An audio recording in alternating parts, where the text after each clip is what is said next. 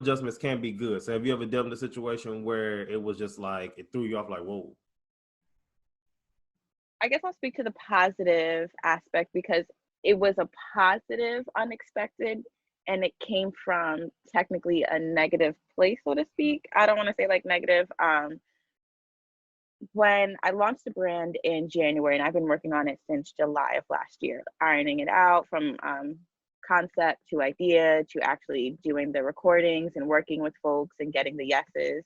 Mm-hmm. The unexpected turn was during the loss of George Floyd and Breonna Taylor and sort of the shift of Black Lives Matter movement.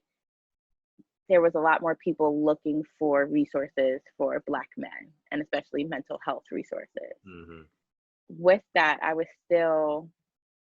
think I was coming to the end, to be honest, like putting out the last episodes of the season. Mm-hmm. And now it's this floodgate of people wanting to have conversations, wanting to talk, putting Black Men Cry 2 on the resource list. So it was an unexpected turn of people, the exposure of it, the Right. exposure of the brand. And the brand was only 5 months old. And it was positive feedback. And for me, when I released it, I did hold my breath a little bit because it is something hard. Like, this is Black men being vulnerable. I'm leaving room for people to have negative opinions and voice those negative opinions. And I don't want anybody who's on the show to feel like they're being attacked for telling their truth and telling their story. But to see that positive shift, that was unexpected for me. And it made me have to figure out, okay, this was my thoughts of what I wanted to do, but I thought I had time to accomplish these things. And it's like, no, I have to do this now. And blessing in disguise, I was laid off from my job in April. So I had nothing but the time, the dedication to put my heart and soul into making those projects that I had on my to-do list that I thought was going to take me this whole entire year to do and bang it out in 30 days.